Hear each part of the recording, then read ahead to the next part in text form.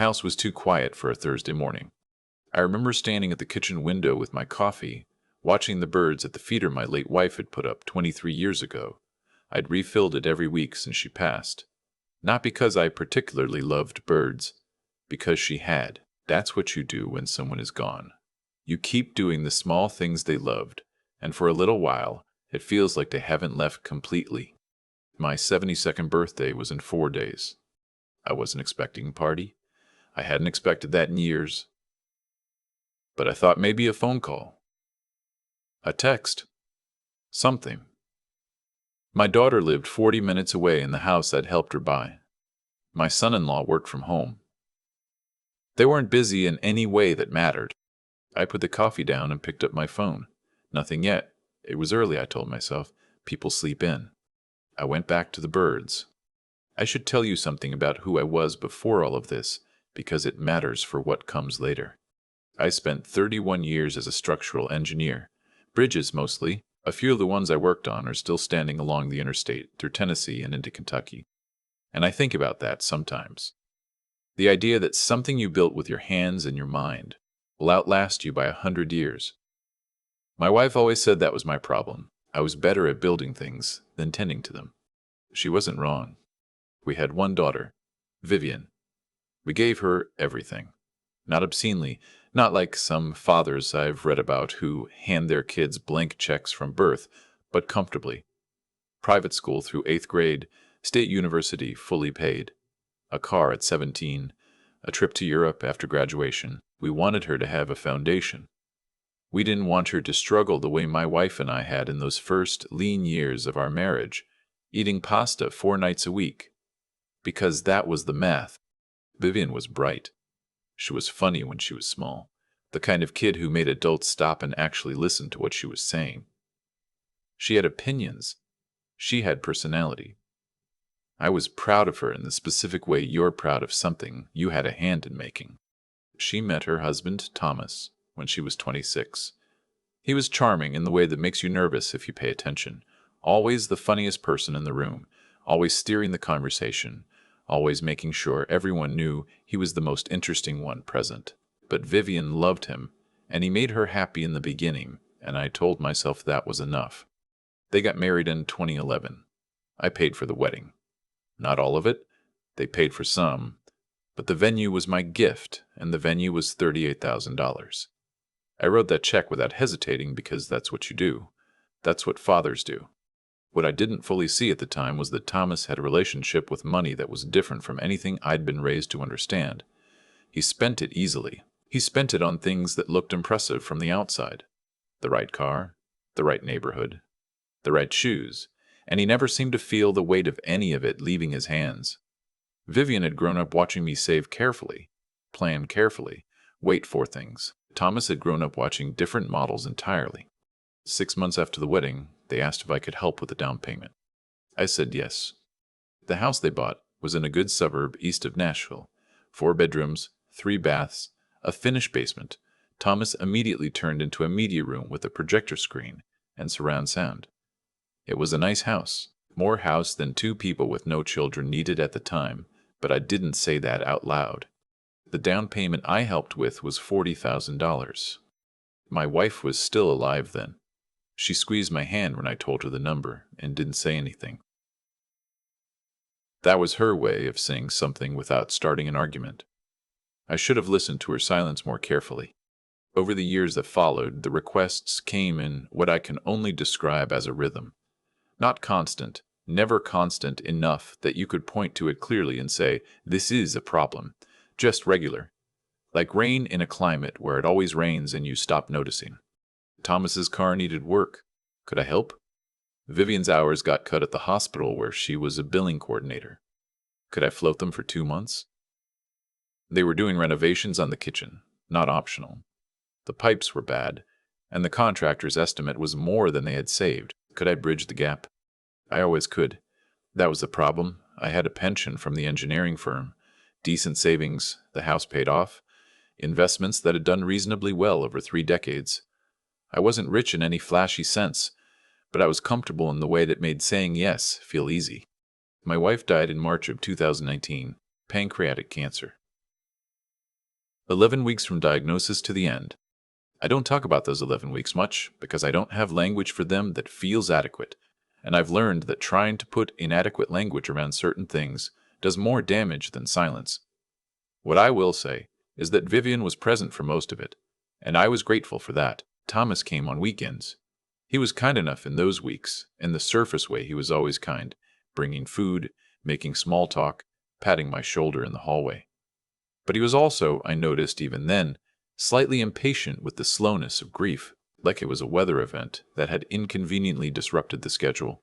After my wife passed, I updated my estate documents. Everything to Vivian, with provisions for grandchildren if they came. The house, the investments, the pension continuation. I told Vivian this directly so there would be no confusion. I wanted her to know she was taken care of. I wonder sometimes if that was a mistake, not the love behind it, the announcement of it. The calls started getting shorter after the funeral. Not immediately. There was a period of maybe 8 months where Vivian called regularly, checked on me, came over for Sunday dinners. I appreciated that more than I told her. I was 68 years old and newly alone in a house full of someone else's routines, and her presence was the thread I held on to.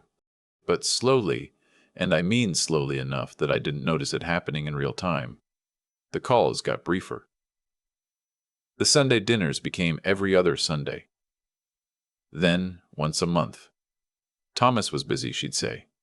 Work was hectic. They were doing this thing on weekends now, a friend group they joined, social commitments. I understood. People had lives. I wasn't going to be the father who guilted his daughter for having a life. I started filling my Sundays differently. Reading. Long drives out toward the rural counties where I'd worked on bridges 40 years ago.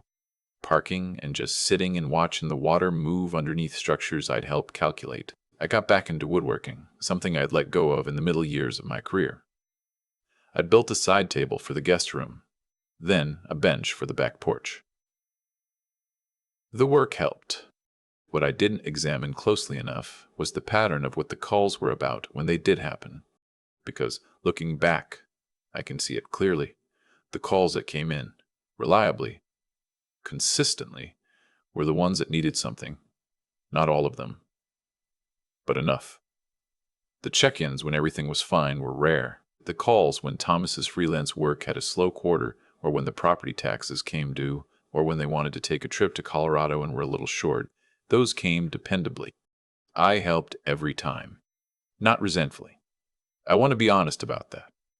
I helped because I wanted to, because they were my family, because what else was I going to do with the money? But somewhere in there, without my fully realizing it, I had become less of a person to them, and more of a resource. The distinction is quiet when it first arrives. It doesn't announce itself. My birthday 4 years ago, they forgot entirely. Not forgot and then remembered and called late. Just forgot. I waited all day.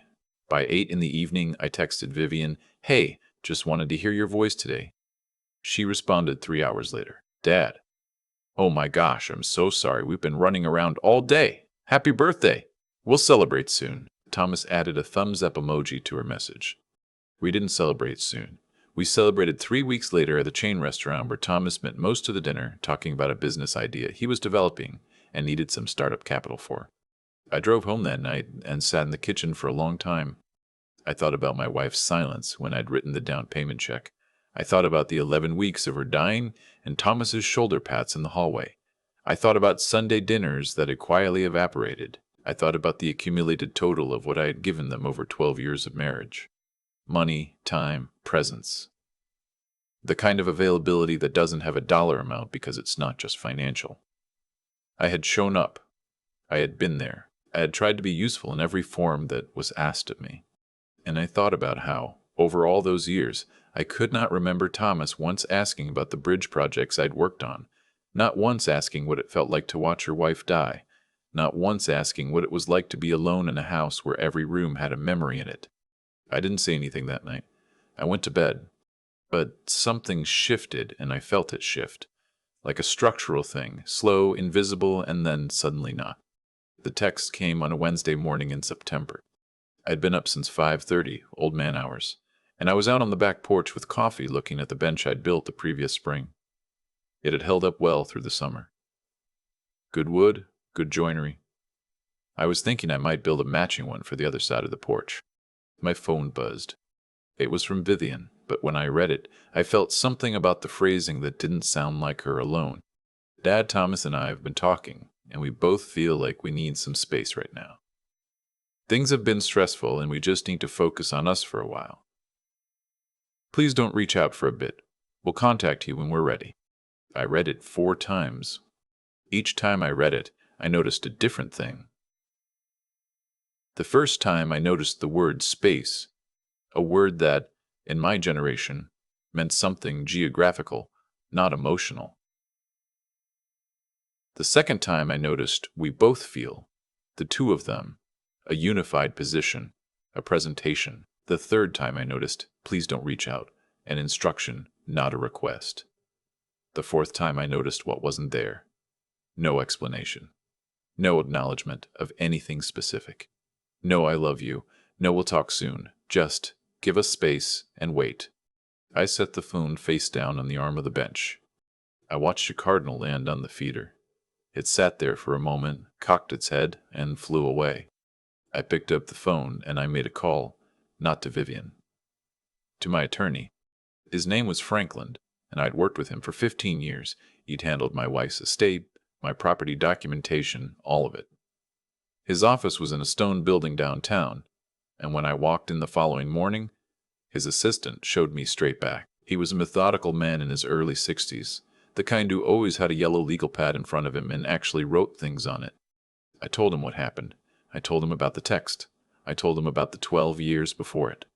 He listened without interrupting, which is one of the things I'd always valued about him. When I finished, he flipped back to the first page of his notes and looked at them. Your will currently leaves everything to Vivian outright, he said. That's correct. And she knows this. Yes. He nodded slowly. You want to change the structure. It wasn't a question. I want to understand my options, I said. And then, yes, I want to change the structure. What followed over the next 2 weeks was an education in the mechanics of estate planning that I, despite being a reasonably intelligent man, had never fully engaged with before. Franklin walked me through the difference between an outright bequest and a discretionary trust. He explained what a trustee does and doesn't have the authority to do. He talked about the distinction between preserving wealth for a generation versus enabling dependency in one. I listened carefully. I took notes on my own yellow legal pad, the engineer in me needing to see the structure before I could agree to build it. By the end of the second meeting, I had a plan. I would establish a revocable trust. During my lifetime, I retained complete control. Upon my death, the assets would transfer to the trust, but not outright to Vivian. The trust would be administered by Franklin as independent trustee. Distributions would be made for specific purposes: health, education, documented hardship. Not lifestyle. Not vacations. Not Thomas's business ideas. The beach house my wife and I had bought in the 90s, which I had been planning to deed to Vivian outright, would be retained in trust with conditions attached. I also made 2 calls to nonprofits I'd cared about for years.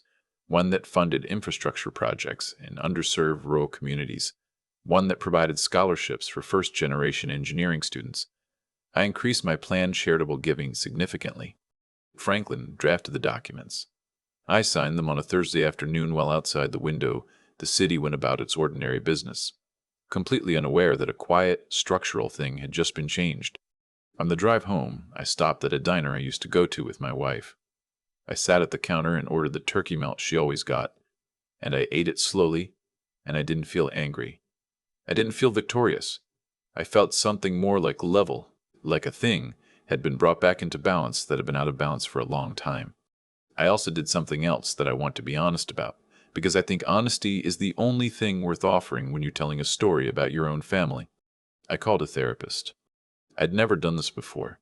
I was from a generation and a profession where problems were solved by analysis and action, not by talking to someone in an office chair. But Franklin, of all people, had gently suggested it in our first meeting, not as something I needed, but as something that might help me think clearly about decisions I couldn't unmake. I think he'd seen enough estate restructuring to know that clarity matters more than velocity in these situations. Her name was Dr. Osei, and she was direct in a way I appreciated. She didn't ask me how things made me feel so much as she asked me what I thought and then waited for me to notice what I actually thought underneath what I said first. In our third session, she asked me, when you gave money and support over the years, what were you hoping for in return? I said, nothing. I was their family. She waited. I said, presence, I suppose, to matter to them in some way that wasn't transactional. She wrote something down. And did you tell them that? She asked. I thought about it for a long time. No, I said. I suppose I thought it was understood. She nodded. That's worth sitting with, she said. I did sit with it. I sat with it for several weeks. It didn't change what I'd decided, but it rounded some of the harder edges. I had not been a perfect father. I had given with an unspoken expectation of return that I'd never named out loud, and when the return didn't come, the disappointment had built in silence until it had nowhere to go. That wasn't entirely their failure. Some of it was mine, but some of it was theirs too. There's a difference between imperfect love and the kind of using I'd experienced. Both things can be true. The therapy helped me hold both things at once without needing to resolve them into a clean verdict. 3 weeks after the text, my phone started ringing. First, it was Vivian. I let it go to voicemail. She left a message that was, and I want to be fair here, somewhat confused in tone. There was an apology in the first sentence, and something close to impatience by the third, as though she was apologizing for the inconvenience of having to apologize. Thomas called once. He did not leave a voicemail. Then I got a call from a number I didn't recognize. A Nashville area code, but not a contact I'd saved. I let that one go too. Franklin called me later that day to let me know he'd received an inquiry from a family attorney. Thomas and Vivian had apparently consulted someone. What did you tell them? I asked. That I represent your interests, and that your estate planning is a private matter, he said. Good, I said. Over the following days, there were more calls, more messages. Vivian's tone shifted across them in a way that I found both painful and clarifying. Painful because she was my daughter, and I could hear something real in it. Clarifying because the sequencing told me something true about what had prompted the shift. The text, asking for space, had come before any of this. The remorse came after she understood what the space would actually cost. I don't say that to be cruel. I say it because it was important for me to be clear-eyed about it. If the calls had come first, if the reconciliation had happened before she knew about the changes, I might have weighed things differently. But the order mattered. I replied to one text. Just one. I kept it short. I love you, Vivian. I've asked Franklin to be the point of contact for anything related to the estate. For everything else, I'll reach out when I'm ready. I wasn't being cold. I was applying the same logic she had applied to me on the terms she had set. She had asked for space. I was giving it back. I want to tell you what the months after that looked like, because this is the part that surprised me most. I thought I would be sad. I thought the house would get quieter and heavier, and that I'd spend evenings in the way I had after my wife died, sitting in rooms that felt too large, feeling the specific weight of absence. That's not what happened. What happened was that I started, for the first time in a long time, doing things that had nothing to do with being useful to anyone else. I drove up to Kentucky in October and stood on one of the bridges I'd helped design in 1987.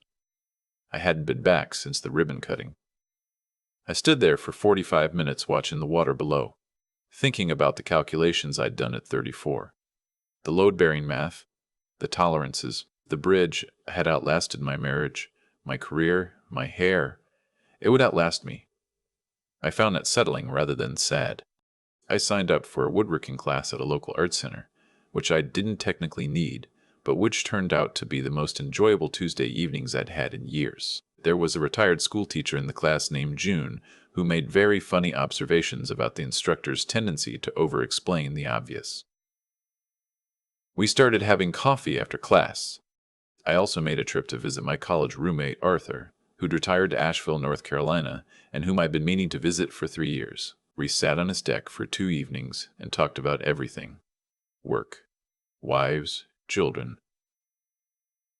The particular texture of being old in America, which is different from being old anywhere else in ways neither of us could fully articulate, but both of us recognized. It was the best conversation I'd had in longer than I could remember. I came back from that trip feeling something I can only describe as lighter. Vivian reached out in December. A real letter, handwritten, which I hadn't expected. 6 pages. She wrote about her childhood, things she remembered, things she was grateful for.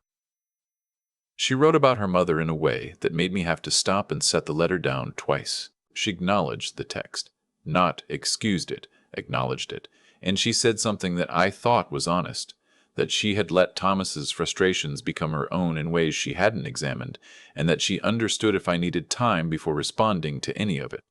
She did not mention the estate. I read that letter 4 times, same as the text, but what I noticed was different. I noticed that she sounded, for the first time in years, like herself. Not the version that had developed in the house with Thomas and the media room and the quarterly requests. The earlier version. The one who had made adults stop and listen. I haven't responded yet. That's not indifference. It's deliberateness. I am taking the time I need to figure out what I want to say, which is something I should have been doing more of all along. My attorney has the estate documents. They stand as written. Whatever happens next between my daughter and me will not be a financial negotiation. If we rebuild something, we build it on different ground, the kind that doesn't have a price attached, that can't be restructured by a lawyer or lost in a slow quarter. That's the only kind of ground I'm interested in now. There's a cardinal that comes to the feeder most mornings. I don't know if it's the same one my wife watched, or a descendant, or just a bird that found a reliable source of seed. It doesn't matter. It comes, it eats, it leaves.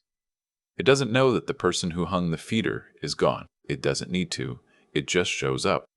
I refill the feeder every week. My phone is on the kitchen counter. The calls have stopped, mostly. The ones that matter will come when they're ready, and so will I. I place my coffee cup down on the table I built last spring. Good wood, good joinery. It will hold. I keep thinking about something Franklin said in our second meeting, almost offhand, while he was flipping through his notes. He said, "The people who make the best decisions in situations like this are the ones who don't make them in anger." I've turned that over a lot since then, because I don't think I was angry, not in the way that burns. I was something quieter than angry.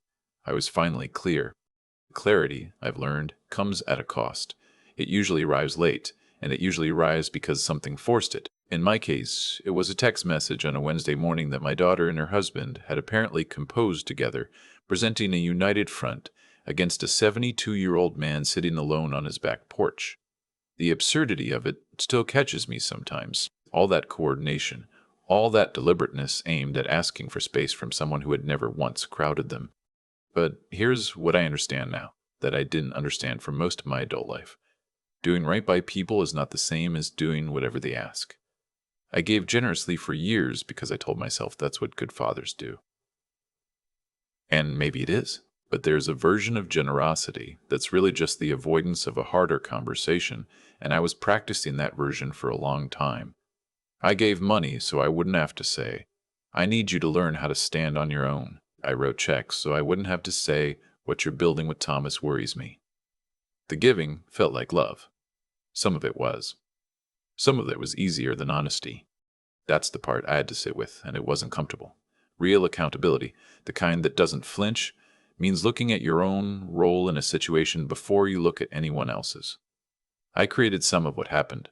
Not all of it, but some. What changed me wasn't the text itself. It was deciding what I was going to do next, because that decision required me to think clearly under pressure, to understand what I actually valued versus what I'd been habituated into, and to act on that understanding even when it was difficult and even when the outcome was uncertain.